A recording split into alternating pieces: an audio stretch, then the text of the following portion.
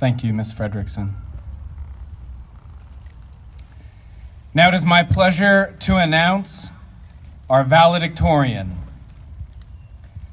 Our valedictorian for the class of 2020 is Mr. Kenneth Hergenrader.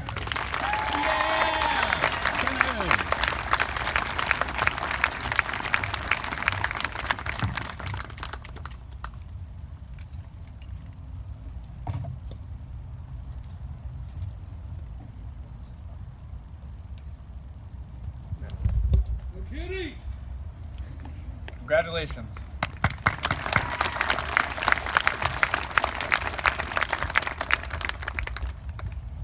Mr. Hergenrader has asked Mr. B. Misko to introduce him.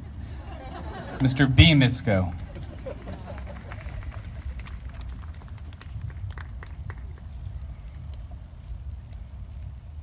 Good evening. It is my distinct pleasure to introduce this year's valedictorian, Kenneth Hergenrader. It has also been my distinct pleasure to have taught him for the last 3 years. He is someone who is highly capable, dedicated to his studies, interested, curious, intrigued, fascinated by discovery, joyful, and above all, sincere.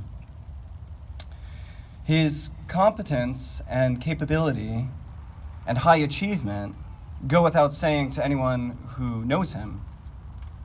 When the faculty gather towards the end of the year to decide who to give various awards to, sometimes it feels like we're trying to decide what not to give to Kenneth. He's been nominated for so many. But what really strikes me is that he has continued to be so excellent without becoming the least pretentious, the least haughty, the least dismissive of others. This is a great testament to his character.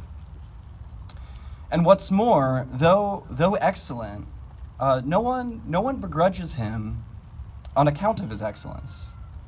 He is able to absolutely master the content of his classes, but is not a know-it-all. He is every teacher's joy, but no teacher's pet. He achieves excellence, but is not an overachiever.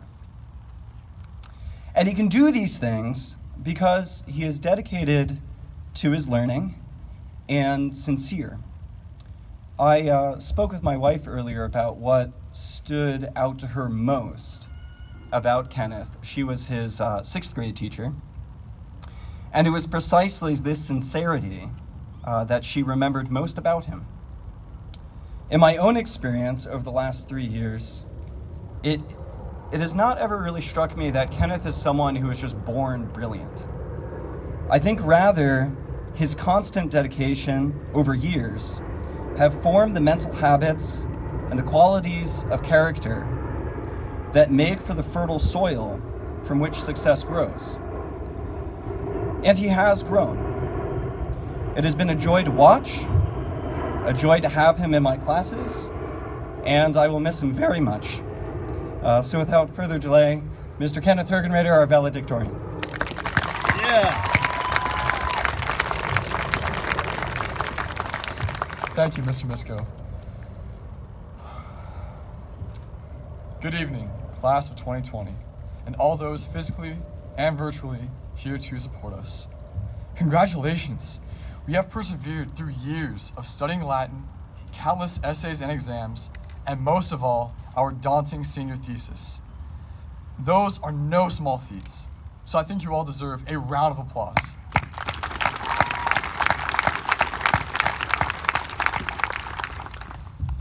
For a class with as bright a future as ours, we have much to be grateful for. Numerous people who have made it possible to stand where we are today.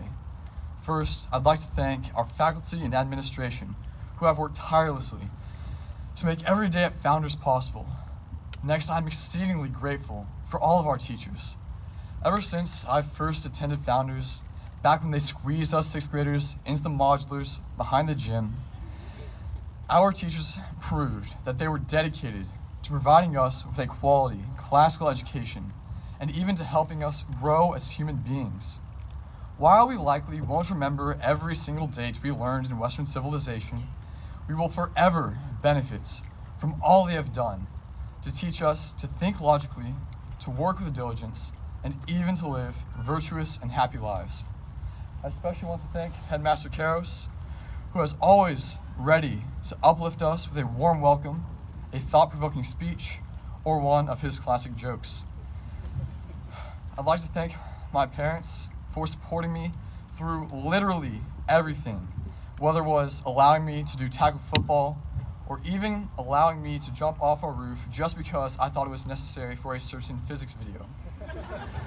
I'd like y'all to know there were safety precautions. My dad taught me self-discipline and personal responsibility. My mom, who was my first teacher, gave me a love of reading.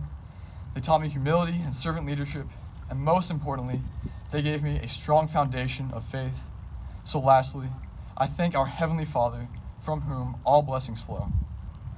As we hold our graduation ceremony here on this field today, I am convinced that there is something special about our class. Although we may have been struck hard by the reality that we didn't get to say goodbye to high school in the way we once anticipated, we were never struck down. Firsthand, we see that the world ain't all sunshine and rainbows. As Rocky Balboa once said, it ain't about how hard you hit, it's about how hard you can get hit and keep moving forward, how much you can take and keep moving forward. That's how winning is done. Class of 2020, I truly believe this very ceremony is a testament to our ability to draw the good out of misfortune, to see the light in the midst of darkness. Here on this Founders Campus is where it began for all of us. The field we're on right now is where some of us practiced flag football in the summer of 2013. This is the place where we created friendships that will endure long after high school.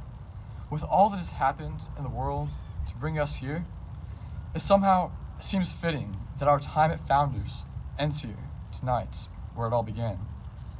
So this is the first message I want to leave all of you with.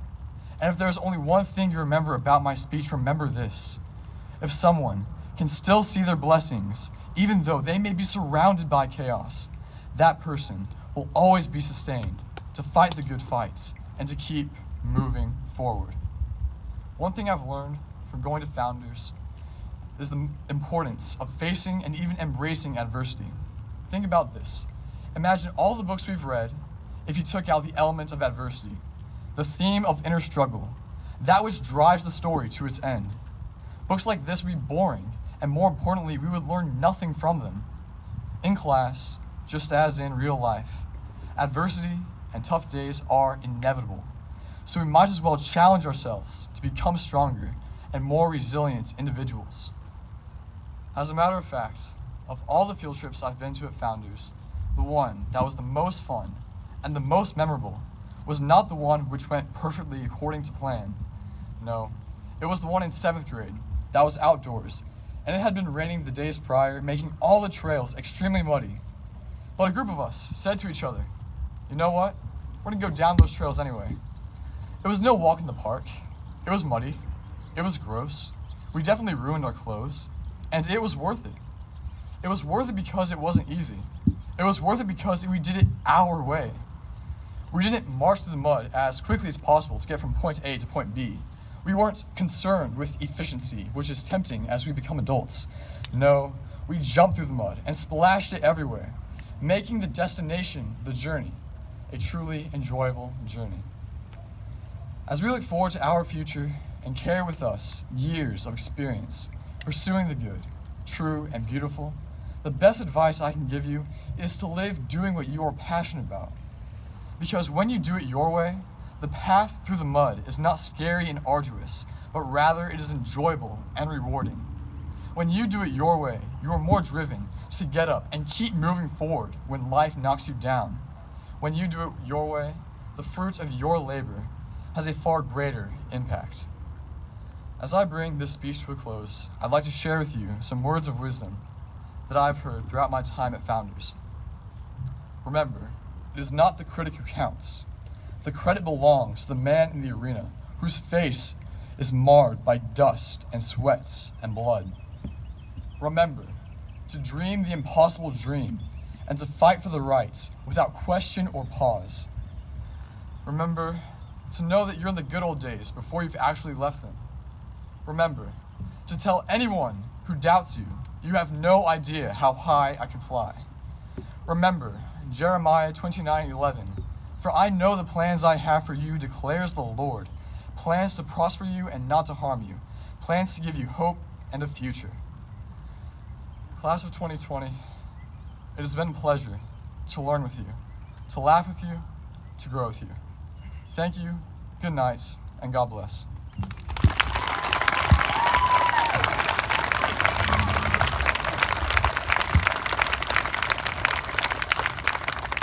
You know, when Mr. Hergenrader said you have no idea how I can fly, it made me think about a conversation I had with Mr. Fast a short while ago.